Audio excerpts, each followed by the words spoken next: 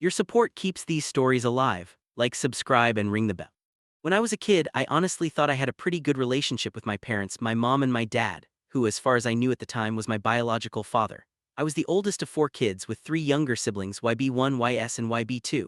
We weren't a perfect family, but in my childish eyes, we were normal. I was the academic one, quiet, introverted, the kid who excelled at school. My parents seemed proud of me for that.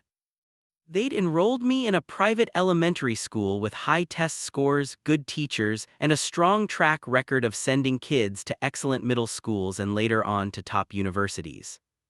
By the time I was in fifth grade, I'd set my sights on moving up to a private middle school that most of my classmates were also aiming for. I got accepted, along with my friends. I was thrilled. This felt like the next step toward the future I'd been working so hard for, but that joy was short-lived. Not long after acceptance letters came out, my parents sat me down for a talk. They explained that they couldn't afford my tuition for the private middle school. Not only that, but they'd also withdrawn YB1 and YS from applying to the same elementary school I had attended. The reason was supposedly financial strain. They told me I'd be attending the local public middle school instead. I remember feeling crushed. It wasn't just about losing the opportunity, it was that all my friends would be going somewhere else while I was left behind. That spring in science class, we started a unit on genetics. The lesson stuck with me for reasons that went far beyond the curriculum. I'd always noticed that I looked different from my family, but the more we learned about dominant and recessive traits, the more the differences stood out. I had none of my mom's features, and as I got older, those differences became impossible to ignore. I started asking my teacher some pointed questions about heredity, questions I think she realized were getting uncomfortably personal. She shut me down quickly. That summer, I devoured every book I could find on genetics, inheritance, and family traits. The curiosity was turning into suspicion, and eventually into something that felt like certainty. By the time August rolled around, I was convinced enough to ask my dad if I was adopted. I thought maybe it would lead to an honest conversation. It didn't. I can't remember every word, but I remember the tension rising fast. His face darkened, his voice grew sharp, and before I could even process what was happening, he struck me. The blow was so hard it fractured my right cheekbone. I remember the shock and the pain, and then my mom rushing me to the hospital. On the way there, she started coaching me on what to say. It had been an accident, she told me, a doorknob I'd walked into. I repeated the lie to the hospital staff, and again later to CPS. When I got home, still sore and with a face that hurt every time I moved my jaw, my mom and dad sat me down again.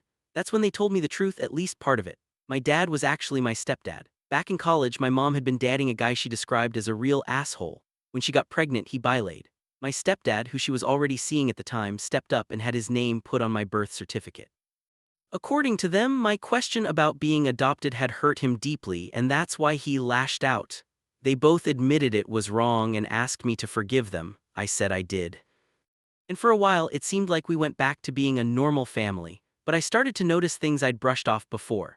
My siblings got immediate attention when they needed something: rides, school supplies, help with homework, while I was told to figure it out. They got birthday parties with decorations, gifts, and cake. After I turned 6, I stopped getting anything more than maybe a hug from my mom. My stepdad spent his free time watching or playing sports with my brothers, dragging me along to games I had no interest in. When I brought a copy of Cosmos to one of those games to keep myself occupied, he threw it out. He even told me once, "That basketball game took up your entire entertainment budget this month," as if the two things were even remotely comparable. It dawned on me that this favoritism wasn't new, it had always been there. If I thought losing my shot at the private middle school was the worst part, I was wrong. Public middle school turned out to be a whole new kind of misery. I went from a small, academically focused environment where being a bit of a bookworm was just part of who I was, to a loud, chaotic place where my quiet nature and love of reading made me a walking target. From the first week, I was singled out. I didn't talk much, kept my head down, and preferred the library to the cafeteria. To the kids at this new school, that was practically a neon sign over my head saying "bully me." My parents' advice: "It'll toughen you up." I was bullied too, but I fought back and they became my friends. That's just how guys become friends. They said it like it was some kind of rite of passage, ignoring the fact that times had changed and that I wasn't like them. The fighting back idea was a disaster. I tried it once just to shut them up. I pushed back at one kid who had been shoving me all week, and the next thing I knew, he and two of his buddies cornered me, 3 against 1. I walked away with a split lip, a swollen eye, and a 3-day suspension. My parents didn't even try to advocate for me. They told me I learned my lesson. The bullying became routine. Books knocked out of my hands, locker vandalized, insults shouted down the hallway. Teachers noticed, but their interventions were minimal, almost perfunctory, and never stopped anything long-term. My so-called friends from elementary school had moved on, absorbed into their new environments, and I was left alone. It wasn't just school. At home, things weren't any better. My siblings seemed to pick up on my parents' attitude toward me. They mimicked the dismissal, the contempt. If they wanted something that was mine, they'd take it. If they wanted to humiliate me, they'd pull some prank and laugh when I got upset. When I told my parents, they'd roll their eyes and tell me to lighten up. That phrase became like nails on a chalkboard to me. And then there was the violence. My stepdad's temper was unpredictable but always simmering under the surface. If he thought I was talking back, or sometimes for no clear reason at all, there were beatings. Not daily, but frequent enough that I learned to measure my words carefully and watch his moods. By the end of 6th grade, my confidence was shot. I felt like I was walking around with a target on my back both at school and at home. That's when Devin entered my life. Devin was 3 years older than me, a freshman at the high school down the road. He wasn't the kind of guy you'd expect to care about a scrawny, introverted middle schooler. Tall, broad-shouldered, the kind of person who looked like he belonged in the spotlight, he had an easy confidence I couldn't imagine having. But for some reason, he noticed me getting shoved around one day after school and stepped in. I don't know why he did it even now. He barely knew me, but he chased off the kids who'd been hassling me and told me to walk home with him. That was the start of something I didn't realize I needed, an ally. Devin didn't baby me, he teased me sometimes, but never cruelly, but he also didn't tolerate anyone messing with me. Word got around pretty quickly that if you messed with me, you'd have to deal with him. We didn't hang out constantly, but when things got bad, really bad, he'd be there. If I was walking home and spotted trouble ahead, I'd text him and he'd come meet me halfway. Sometimes we'd just hang out at his place where it was quiet and no one was looking to pick a fight. By the time I hit 8th grade, Devin was one of the only people in my life who didn't treat me like I was a burden or a joke. And he became the person I trusted enough to tell something I'd kept to myself for years, the truth about my family and the man I called Dad. I didn't know it at the time, but telling him would set into motion a chain of events that would completely change the course of my life. It was early in 8th grade when I finally opened up to Devin about the truth I'd been holding in for years. We were sitting in his garage one Saturday, the door cracked open to let in the cool air. He was tuning up his bike while I sat on an overturned milk crate, chewing on the inside of my cheek and trying to work up the nerve.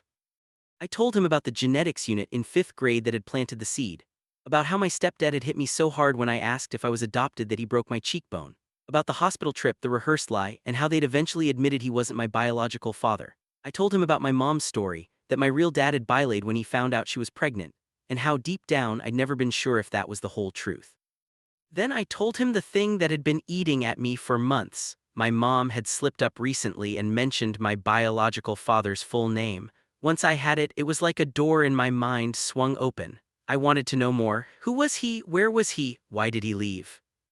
Devin listened quietly, not interrupting. When I finished, he set down his tools and leaned forward. You want to find him, don't you?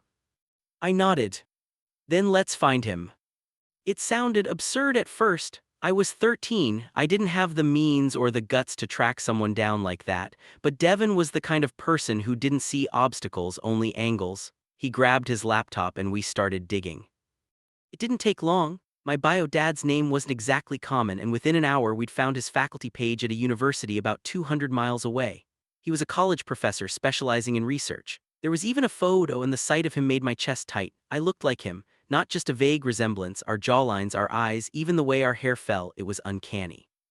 We also found his personal Facebook page, which was locked down except for a profile picture and a few old cover photos. One of those photos showed him with a woman, his wife, I assumed, and a little girl who looked about 6 or 7. His wife was visibly pregnant in the most recent picture. I stared at that photo for a long time. I had a sister, another sibling on the way. That night, Devin came up with the plan. We'd skip school the next day, drive to the university in his beat-up old sedan and find my dad. Just walk in and tell him who I was. It felt like something out of a bad TV drama, but something in me snapped into place. I had to know. The next morning, I rode the bus to school like normal, then walked straight to the high school lot where Devin was waiting. We drove for hours, the hum of the road and the thump of the car's worn suspension filling the silences between bursts of nervous conversation. My stomach churned the whole way. When we got there, we went straight to the student center. Devin asked around for my dad's office and a receptionist gave us the room number without a second thought. We went, but he was out to lunch. We sat outside his office for nearly an hour, my knees bouncing uncontrollably. When he finally came back, he stopped short when he saw us. "Can I help you?" he asked, his voice cautious but polite. I asked his name, he confirmed it, then I asked if he knew my mom's name. Once my dad hung up with the lawyer and the police, everything started moving fast, faster than I could process at the time. Within an hour, 2 uniformed officers and a CPS caseworker were standing in his office. I'd been through the motions with CPS before, but this time felt different. This time, the adults in the room weren't just going to send me back with a pat on the head and a reminder to be careful. They asked me to tell my story again, this time in front of them. I went through the whole thing: how I'd found out about my stepdad, the favoritism, the beatings, the neglect, the bullying they'd ignored. My voice shook, but I didn't stop. I'd carried this for years, and now that it was out in the open, it poured out like water from a cracked dam. The caseworker kept jotting notes. One of the cops glanced at the other at a few key moments, especially when I described my stepdad hitting me hard enough to fracture my cheekbone at 10 years old. The room was quiet except for my voice. When I finished, my stepmom was next to me, rubbing slow circles on my back. They told me they were placing me in temporary state custody for my protection. My stepdad couldn't be allowed near me, and until the court could sort out custody, they weren't sending me back to my mom's house. It was like someone had taken the crushing weight off my chest in one pull. That night, I stayed in a foster home near the university. It wasn't bad, the family was nice enough, and it was only for a few days, but I couldn't sleep. My mind kept replaying the moment my dad had hugged me outside his office door, like my brain was trying to memorize it. A paternity test was scheduled almost immediately.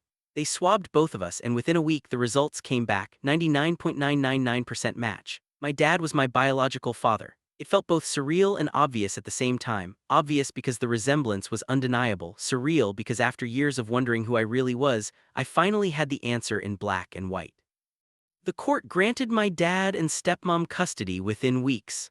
I was moved into their house and a restraining order was issued against my mom and stepdad that would last until I turned 18. Just like that, the life I'd known was over. The first few months with my dad were strange in ways I hadn't expected. On one hand, I felt freer than I'd ever felt before. I could eat without fear of someone taking my food. I could read without being told to go outside and do something normal. I could just be. But on the other hand, I was suddenly living with people I barely knew. My dad and I looked alike and had similar interests, but we didn't have years of shared memories. My stepmom was kind and patient, but I was guarded. I also had half-siblings now, a toddler sister and a baby on the way. The age gap was huge, and I didn't quite know how to relate to them yet. Still, they were innocent in all this, and I didn't want to carry my resentment toward my mom's kids into my relationships with them. My dad, for his part, bent over backward to make up for lost time. Looking back, I realize he probably overcompensated. He'd take my side in disagreements with my stepmom, buy me things I didn't really need, and give me freedoms I wasn't sure what to do with. It caused some tension between him and my stepmom, but to their credit, they eventually found a balance. One of the biggest changes was school. My dad got me enrolled in a private school near their home, one with small classes, strong academics, and a strict anti-bullying policy. Walking in the first day, I was nervous, but by the end of the week, I'd already made friends who didn't care that I was the new kid. They just cared that I shared their obsession with life. With my dad and stepmom settled into something that, for the first time in my life, felt stable. I didn't have to walk on eggshells every time someone came through the door. I didn't have to worry about whether speaking up would earn me a beating.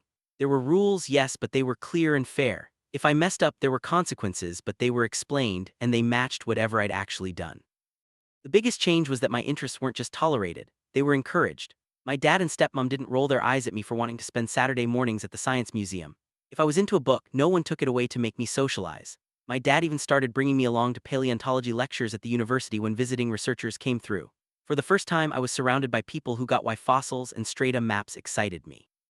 School was a revelation too. My new private school wasn't just safer, it was full of kids who actually wanted to learn. I went from being the weird kid who liked science to the science guy people came to for help before tests. The teachers knew my name for the right reasons. My grades, already good, got even better. It didn't happen overnight, but my confidence started coming back. I stopped hunching my shoulders like I was trying to take up less space. I started raising my hand in class without worrying about someone mocking me later. I made friends, real ones, who weren't going to turn on me the second it was convenient. Through it all, Devin stayed in the picture. He graduated high school, went into underwater welding, and started traveling for work. Whenever he was back in town, we'd grab food or catch a game. We talked about everything: work, school, the mess that was my old home life. One night over burgers, I asked him why he'd ever stepped in to help me back then. He shrugged and said, "You just looked like someone who needed a big brother." I figured it was the right thing to do. Simple as that. My relationship with my dad wasn't perfect. At first, he went too far in trying to make up for lost time. He'd side with me in disagreements even when I was wrong, and he bought me things I didn't need just to see me smile. It caused tension with my stepmom until they worked out boundaries. Eventually, they struck a balance where I felt supported without feeling like I was being treated like some fragile thing that might break. At home, my little half-sister adored me, and when my younger half-brother was born, I found myself stepping into a role I'd never had before, being the older sibling in a healthy family. There was a big age gap, but I liked it. I could be the person for them that I'd needed when I was their age. In high school, I leaned hard into science. I joined the science club, volunteered at the local natural history museum, and spent summers at academic programs my dad helped me find. I didn't just survive high school, I thrived. Still, the past never totally went away. I'd get an occasional text from my mom's side of the family, usually thinly veiled attempts to get me to engage, but I ignored them. I wasn't ready. Part of me doubted I'd ever be ready. I knew my limits, and I was finally in an environment where my limits were respected. By the time I graduated, I knew exactly what I wanted: paleontology. I applied to colleges with strong programs in geology and biology, and my dad was there at every step, helping with applications, visiting campuses, even letting me drag him to some remote fossil sites when I had research projects. I got into my top choice. Moving into that dorm, I knew how far I'd come from the scared, withdrawn kid who'd sat outside his father's office at 13, wondering if he'd be. By the time I was in my late 20s, life had settled into a rhythm that felt almost surreal compared to where I'd come from. I was deep into my PhD program in paleontology, splitting my time between teaching undergrads, writing papers, and working on field projects. Some digs were local, but others took me far from home: South Africa, Namibia, the deserts of Texas. Every time I brushed dirt from a fossil that had been buried for millions of years, I felt a strange kinship with it, like I knew what it was to be buried and finally brought into the light. I had a strong relationship with my dad, a respectful and easy one with my stepmom, and a warm, if slightly big brother at a distance dynamic with my much younger half-siblings. My circle was small but solid. I thought the chapter with my mom's side of the family was firmly closed. Then out of nowhere, they cracked it open. It started with a phone call from my mom. I almost didn't pick up. Her number was still saved in my phone, but I'd learned to ignore it. That day, though, I was tired from grading, and I think my guard was down. She launched into it immediately, her voice honey-sweet but laced with the same entitlement I'd grown up with. YS, she explained, had dropped out of college a few years back because it was too hard. Now she wanted to go back but needed tutoring to make it through the program. YB too was applying to colleges and wanted help studying for the ACTs. They thought I could give back to the family by helping them out. Her words barely registered because my chest was tightening and my pulse was pounding in my ears. I'd never had a panic attack before, but that's the only name for what was happening. I cut her off mid-sentence, said, "I have to go," and hung up. For a while I just sat on the couch, staring at the wall, trying to remember how to breathe. The next day, my phone lit up with messages from YS and YB2. They were casual at first: "Hey, mom said you could help me with something," but when I didn't reply, they turned into guilt trips. "You're really not gonna help family? Guess you're too busy being better than us." I blocked them. That should have been the end of it, but a week later my university email started pinging with messages from them. Long, rambling apologies mixed with nostalgic remember when stories that were laughable in their revisionism. They said they'd changed, they wanted to fix things, they missed me. The subtext was obvious: they needed something and I was the only one who could give it. I typed up a blunt reply that I wanted no further contact, that hearing from them triggered traumatic memories, that their sudden interest in family after a decade of silence was transparent. I even included that I believed they were only reaching out because they wanted free tutoring. Then I deleted it without sending. I didn't owe them an explanation, and giving them one would only invite more manipulation. So I blocked them again. I thought I'd closed the door for good, until it was almost literally kicked open. In April, I was in Texas on a dig when my phone buzzed with a call from my local police department. Someone had reported a possible break-in at my apartment. My stomach sank when the officer told me the name of the person they'd caught trying to get in. YB1. I told the officer flatly that this person was not supposed to be there and I wanted trespassing charges pressed. Since it was his first offense, the charges were reduced to 100 hours of community service, but the message was sent loud and clear. When I returned home in May, the silence was absolute. No calls, no emails, no surprise visits. I think they finally understood that they no longer had a foothold in my life. These days, I focus on what I've built. I have digs to plan, papers to publish, and a found family that supports me. My dad and I still make up for lost time, even if it's in quiet ways, a weekend fishing trip, long talks over coffee. My stepmom and I share a bond that defies easy labels, but it's real. And my younger half-siblings from their side have grown up knowing a version of me that's steady, present, and safe. I'm not naive, I know the scars are still there. Sometimes, when I'm alone in a quiet field with a shovel in my hands, I catch myself thinking about that scared kid who sat in the principal's office, waiting for CPS, unsure if the man he was about to meet would want him. Turns out he did. And that made all the difference.